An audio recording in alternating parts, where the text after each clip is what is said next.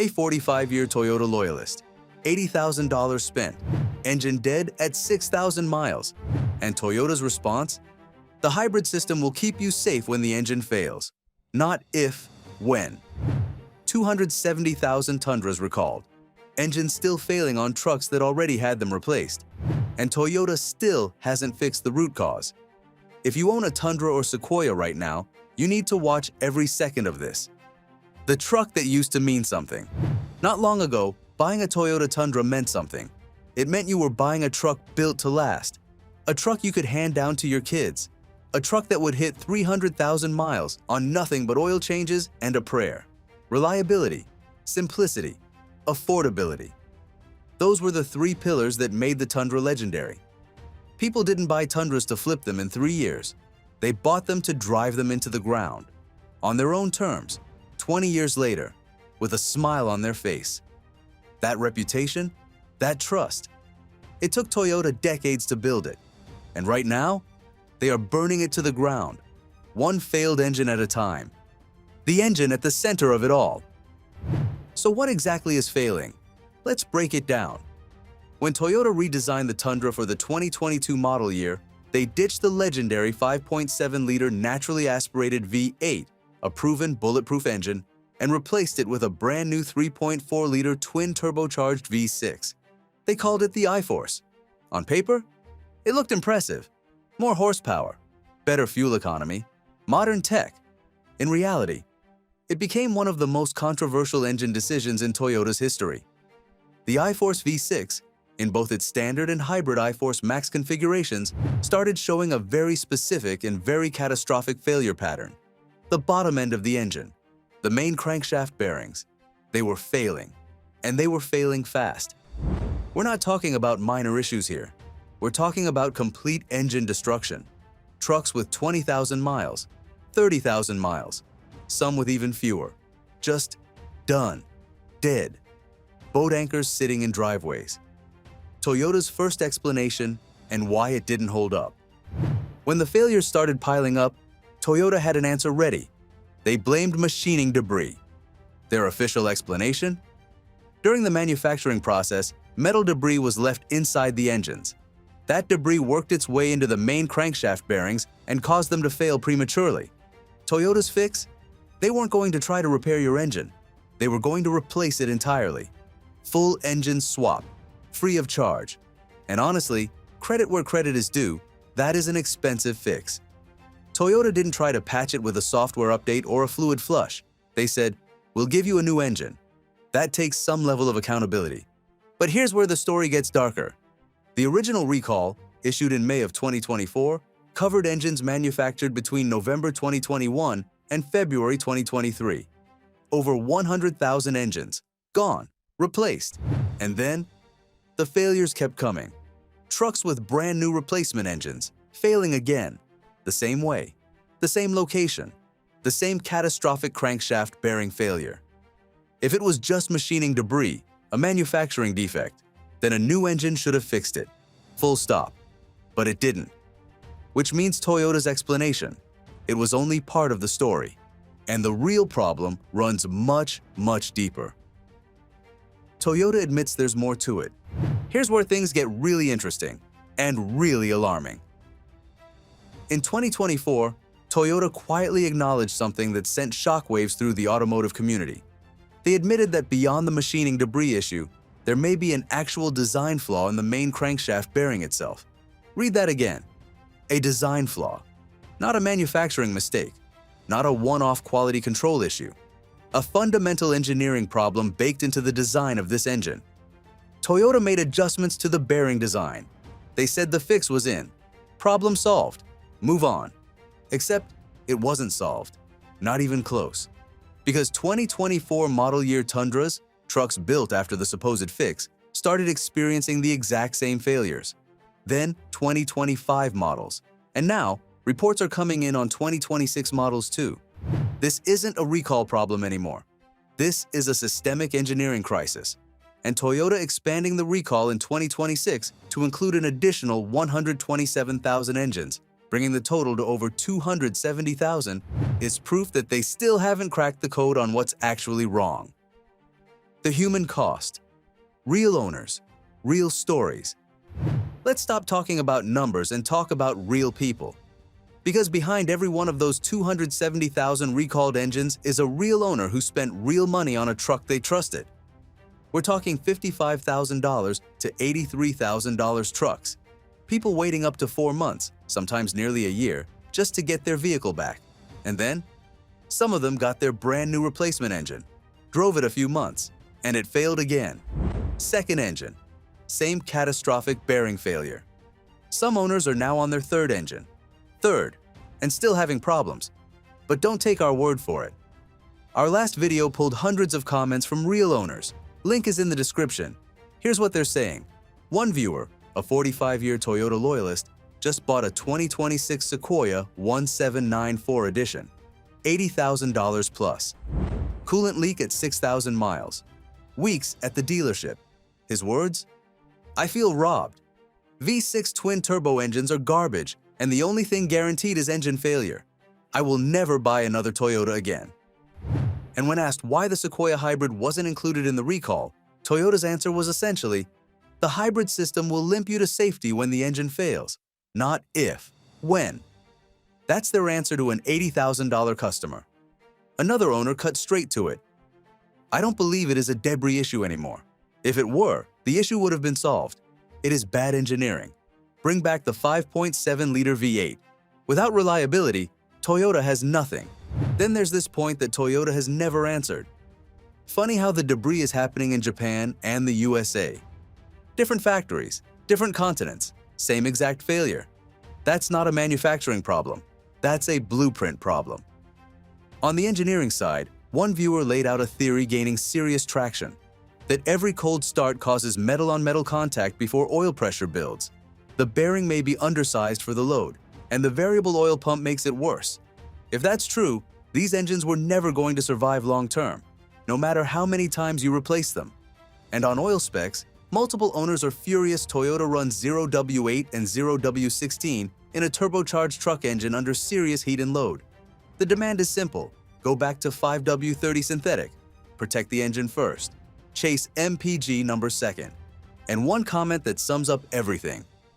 Toyota caved to big government demands on fuel economy. They have ruined their reputation forever unless they go back to old-school manufacturing. Real people, real money, real betrayal. And Toyota needs to hear every single word of it. If you're finding this information helpful, please hit like button and subscribe. The recall expansion Toyota doesn't want to talk about. Now here's something Toyota really doesn't want you to focus on. When they expanded the recall to include 2024 model year trucks, bumping the cutoff date from February 2023 to February 2024, they stopped there. 2025 models, not included. 2026 models, not included.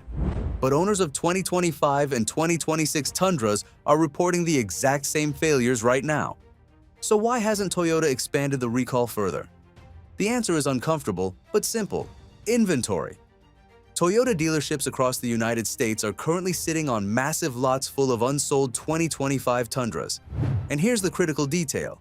Toyota cannot legally sell a vehicle that has an open recall on it.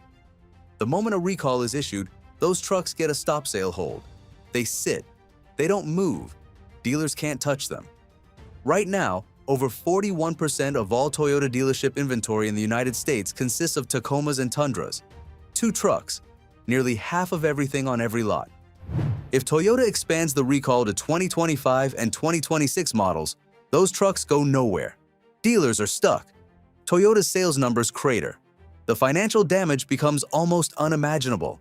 So instead of doing the right thing, issuing a comprehensive recall that covers every affected truck, Toyota is playing a waiting game, clearing inventory first, protecting the bottom line first, and leaving 2025 and 2026 Tundra owners in the dark. The price tag problem making it all worse. And let's talk about the price, because this is what makes the whole situation feel like a gut punch. A base SR5 Tundra right now? Over $55,000. A mid-range trim? You're looking at $65,000 to $70,000. A fully loaded Platinum or 1794 edition? Pushing $78,000 to $83,000. For context, back in 2021, the top-of-the-line Tundra TRD Pro, the absolute flagship model, sold for around $54,000. Today, a base SR5 costs more than that TRD Pro did just 4 years ago. You are paying more money, significantly more money, for a truck with a smaller engine, more complexity, more technology, and apparently a fundamental engineering flaw that Toyota hasn't been able to fix across multiple model years. And the market knows it. Dealerships know it. The lots are full. Trucks are sitting at invoice pricing, sometimes thousands below MSRP, and they still aren't moving. Meanwhile, if you go looking for a used 2020 or 2021 Tundra with the old 5.7-liter V8, good luck finding one under $50,000 with reasonable miles. People are holding on to those trucks like gold because they know what they have: a proven, reliable engine that will run forever. The market has spoken, and it's saying the new Tundra isn't worth the risk. The bigger picture, an industry-wide problem. Here's the thing. This isn't just a Toyota problem. It's a symptom of something happening across the entire automotive industry. For years, government regulations and EPA standards have pushed manufacturers to downsize their engines. Smaller displacement, forced induction, hybridization. The goal: squeeze out every last mile per gallon, reduce emissions, chase green credits and government incentives. And Toyota went all in on that strategy. The Tacoma, once powered by a smooth, reliable 3.5-liter V6, now runs a 2.4-liter turbocharged four-cylinder, a four-banger in a truck that used to be known for its bulletproof drivetrain. The Tundra lost its V8. The Sequoia lost its V8. The Land Cruiser lost its V8. Everything got smaller. Everything got more complex. Everything got turbocharged and hybridized and packed with technology. And in chasing those government credits and fuel economy numbers, Toyota made a trade. They traded the simplicity and reliability that built their reputation for complexity and efficiency that their customers never asked for. The result? A brand that once stood for buy it once, drive it forever, now has trucks sitting on lots that nobody wants to touch because the trust is gone. And trust, once broken, is incredibly hard to rebuild. What Toyota needs to do and what they're not doing. So what's the path forward? What does Toyota actually need to do to fix this? Option 1, and the most obvious, is to issue a comprehensive recall that covers every affected engine, every model year, every configuration. Stop playing games with inventory. Stop protecting dealership sales numbers. Do the right thing for the people who trusted you with their money. Option 2 is harder but more important long-term. Fix the actual engineering problem. Not a Band-Aid, not a software update, not another bearing adjustment that fails 6 months later. A real, fundamental fix to the design flaw that is destroying these engines. And option 3, the one that would send the loudest message to the market, bring back a proven, naturally aspirated engine option. Whether that's a new generation V8 or a larger displacement V6, give buyers the option of simplicity and proven reliability over turbocharged complexity. Because right now, the message Toyota is sending to the market is this: we know our engine has problems, we're not sure exactly why, and we're going to keep selling it while we figure it out. That is not a message that rebuilds trust. That is a message that destroys it. Toyota has the resources. They have the engineering talent. They have the brand equity, what's left of it, to make this right. But they have to choose to do it. And so far, the evidence suggests they're choosing their balance sheet over their customers. What should you do if you own a Tundra? If you own a 2022, 2023, or 2024 Toyota Tundra with the iForce or iForce Max engine, here's exactly what you need to do right now. First, check your VIN. Go to toyota.com/recall or nhtsa.gov/recalls and enter your vehicle identification number. Find out immediately if your truck is part of the active recall. Second, if your truck is included in the recall, contact your Toyota dealer and get it scheduled. Do not wait. Do not ignore the notice when it comes. Engine failure can happen without warning, and losing power at highway speed is a serious safety risk. Third, document everything: every service visit, every complaint, every communication with Toyota or your dealer. If you end up needing to escalate, whether through Toyota's customer support line at 1-800-331-4331 or through legal channels, that documentation is your most valuable asset. Fourth, if you own a 2025 or 2026 Tundra and you're experiencing symptoms, unusual engine noise, oil consumption, warning lights, rough running, do not dismiss it. Report it to your dealer immediately and file a complaint with the NHTSA. The more complaints on record, the more pressure on Toyota to expand the recall. And fifth, if you're currently shopping for a Tundra, do your homework. Understand what you're buying. The risk is real, it's documented, and it's ongoing. 270,000 engines recalled. Failures still happening on 2025 and 2026 trucks. A design flaw Toyota still hasn't fully solved. The Tundra's legendary reputation is on life support, and the clock is ticking. Now we want to hear from you. Have you been affected by this recall? Are you done with Toyota for good? Or do you think they can turn it around?